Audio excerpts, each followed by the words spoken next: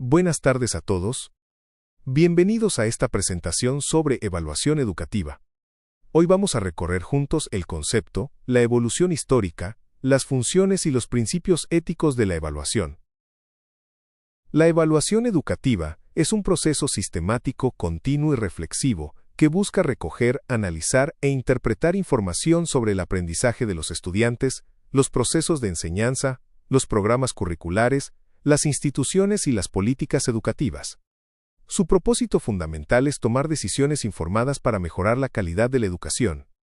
Va más allá de las calificaciones, incluye dimensiones formativas, mejorar durante el proceso, y sumativas, certificar al final, usa múltiples fuentes de evidencia, observación, portafolios, rúbricas, autoevaluación, entre otras, y siempre se guía por criterios claros, intencionalidad pedagógica y ética, validez, equidad e inclusión.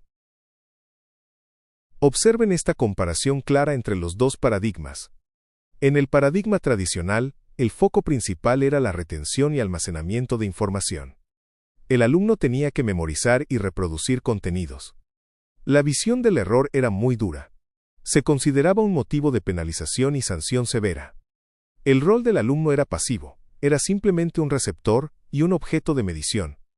La herramienta central era el examen escrito, estandarizado y final, y el propósito era certificar, clasificar y controlar. En cambio, en el paradigma actual, todo cambia radicalmente. El foco principal ya no es memorizar, sino el desarrollo integral y las competencias aplicables en la vida real. La visión del error se transforma. Ahora es una oportunidad clave de aprendizaje, un momento para ajustar, reflexionar y mejorar.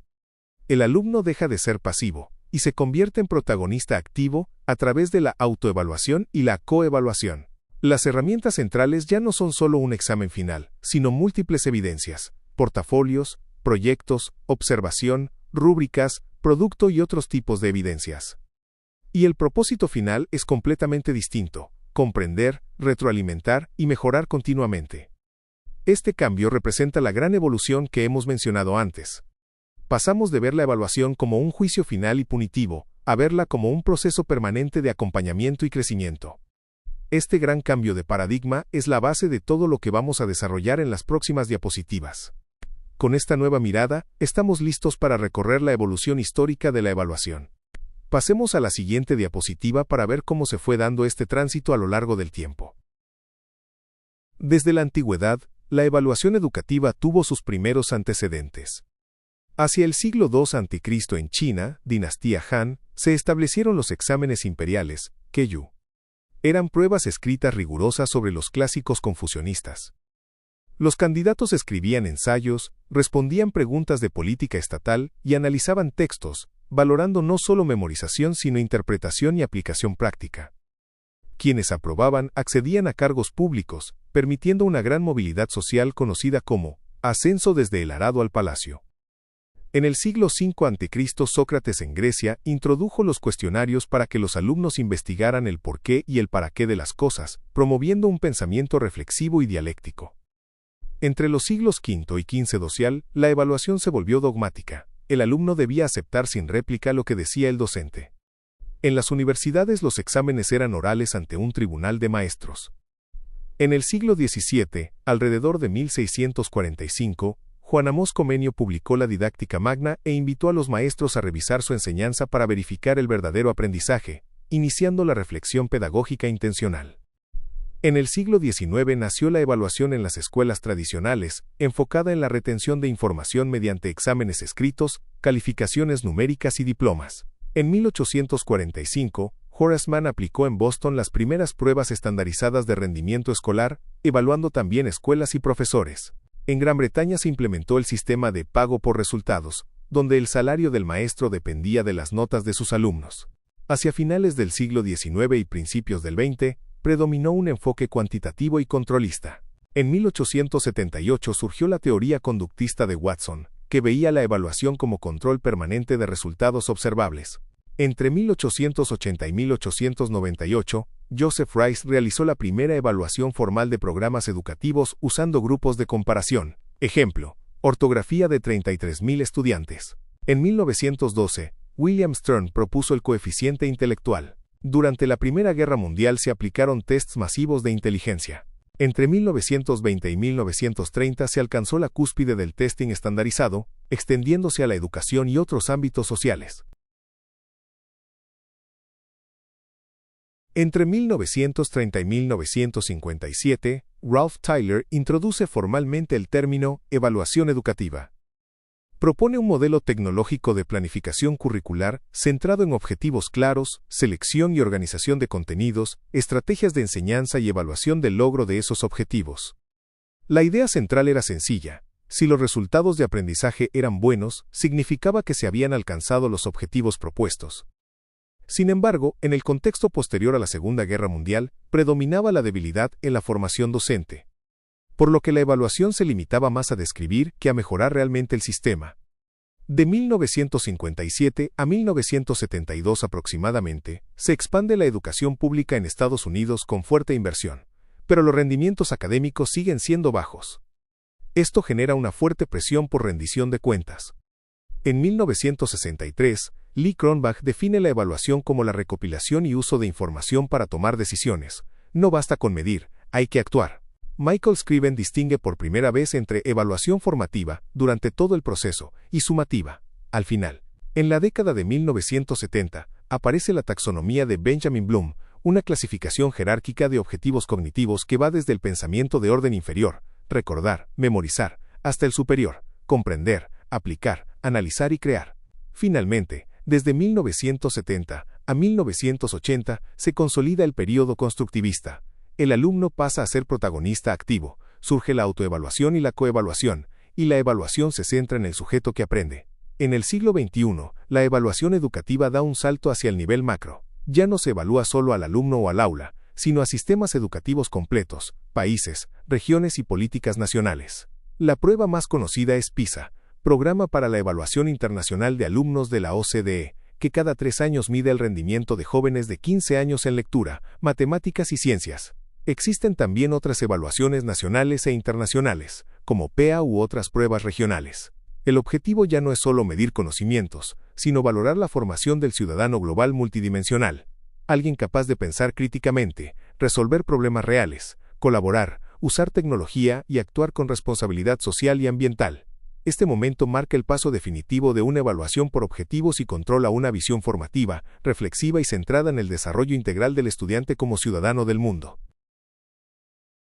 Hablemos de las funciones de la evaluación educativa en 3 niveles fundamentales: la pedagógica, la social y la administrativa. La evaluación no cumple una sola misión, sino que opera simultáneamente en 3 capas o exigencias críticas. Si se descuida cualquiera de ellas, se desequilibra todo el sistema educativo. En primer lugar, en la capa interna o micro encontramos la función pedagógica. Esta es la más cercana al aula, es dinámica, formativa y reguladora. Su propósito es mejorar día a día el proceso de enseñanza y aprendizaje, mediante diagnóstico, retroalimentación y ajustes constantes. En segundo lugar, en la capa intermedia o meso está la función social. Aquí la evaluación tiene un impacto directo en la sociedad, es certificadora y selectiva. Su rol es validar logros, otorgar títulos, orientar trayectorias y decidir quién accede a niveles superiores o al mundo laboral. Finalmente, en la capa externa o macro, se ubica la función administrativa. Esta se enfoca en la gestión del sistema educativo completo y en la rendición de cuentas institucional. Proporciona información clave para que las autoridades tomen decisiones sobre recursos, políticas y mejora de la calidad educativa. Función pedagógica. Como muestra la imagen, se representa como un bucle infinito entre el docente y el alumno, porque la evaluación formativa es un proceso permanente, circular y bidireccional que nunca termina. El ciclo funciona de la siguiente manera. El docente realiza la diagnóstica, identifica saberes previos, dificultades, fortalezas y zonas de desarrollo próximo del estudiante. A partir de esa información regula y ajusta, adapta estrategias, ritmos, actividades y recursos según las necesidades reales de los alumnos, tanto individuales como grupales. Del lado del alumno, la evaluación promueve la metacognición, le ayuda a tomar conciencia de su propio proceso de aprendizaje, a autorregularse y a corregir por sí mismo.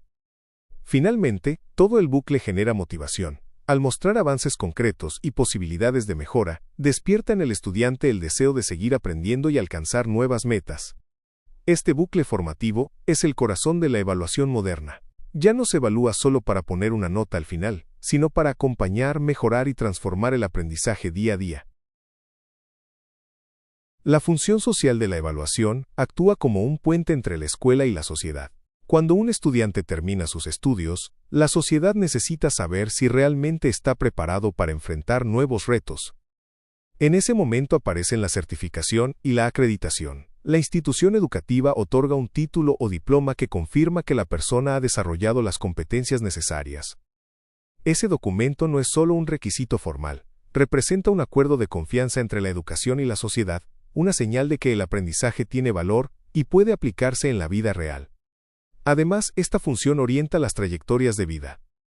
Los resultados de las evaluaciones brindan información útil para estudiantes y familias al tomar decisiones sobre el futuro académico y profesional. Permiten identificar fortalezas, reconocer áreas que requieren apoyo y elegir caminos educativos con mayor claridad. Así, la evaluación funciona como una guía para planificar el desarrollo personal y académico. También cumple un papel importante en la equidad educativa. Cuando los resultados muestran que ciertos grupos, por su condición socioeconómica, ubicación geográfica o características personales, enfrentan mayores dificultades, el sistema educativo debe responder. La evaluación permite detectar estas desigualdades y plantea la necesidad de implementar apoyos y políticas que garanticen oportunidades más justas. Por otro lado, la función administrativa de la evaluación actúa como una brújula para la gestión educativa. Autoridades, directores y responsables de políticas necesitan información confiable para decidir cómo distribuir recursos, qué programas funcionan y qué aspectos requieren cambios. La evaluación ofrece datos que permiten planificar con mayor precisión. Asimismo, permite analizar la eficacia institucional. A través de los resultados se puede observar si las escuelas alcanzan sus objetivos, si los docentes cuentan con recursos y si las estrategias educativas funcionan. Cuando se detectan problemas, la evaluación ofrece señales para realizar ajustes oportunos. Finalmente, esta función fortalece la rendición de cuentas. Gran parte de la educación se financia con recursos públicos, por lo que la sociedad tiene derecho a saber cómo se utilizan y qué resultados se obtienen. La evaluación promueve transparencia y responsabilidad, fortaleciendo la confianza entre la ciudadanía y el sistema educativo. La evaluación educativa no es solamente un acto técnico, sino también un fenómeno moral. Cada proceso de evaluación tiene consecuencias reales en la vida de los estudiantes. Las calificaciones, los comentarios y las decisiones que se toman pueden influir en su autoestima, en su permanencia en la escuela y en su trayectoria futura. Por eso, evaluar implica una responsabilidad ética. No basta con aplicar instrumentos o medir resultados, es necesario considerar el impacto humano de esas decisiones. Sin un marco ético claro, incluso las técnicas de evaluación más avanzadas pueden terminar siendo injustas o perjudiciales para los estudiantes. La práctica evaluativa debe apoyarse en principios bioéticos que orienten las decisiones educativas. El primero es la beneficencia, que busca que la evaluación promueva el aprendizaje, reconozca el esfuerzo y contribuya al crecimiento del estudiante. El segundo es la no maleficencia, que significa evitar prácticas que humillen, discriminen o generen daño innecesario. También está la autonomía, que implica que los estudiantes comprendan los criterios de evaluación y puedan participar de manera informada en su proceso educativo. A esto se suman la justicia y la equidad, que buscan que cada estudiante reciba lo que necesita, y que la evaluación no excluya a nadie. La imparcialidad exige transparencia y objetividad en los criterios utilizados. Y la confidencialidad protege los resultados y la información personal de los estudiantes, respetando su privacidad. En el centro se encuentra el estudiante, porque el objetivo principal de la evaluación es apoyar su aprendizaje y desarrollo. Alrededor de él aparecen tres dimensiones clave. La primera es el crecimiento personal y pedagógico, que se relaciona con el aprendizaje y el desarrollo del estudiante. La segunda es la equidad social, que busca que la evaluación contribuya a una educación más justa. La tercera es la mejora del sistema educativo, donde la información obtenida sirve para mejorar prácticas y políticas educativas. Todo esto se encuentra dentro de un marco ético y de derechos, que orienta el proceso evaluativo. De esta forma, la evaluación no solo mide resultados, sino que también informa al docente, orienta a la institución y permite rendir cuentas a la sociedad en un mismo proceso. Muchas gracias por su atención.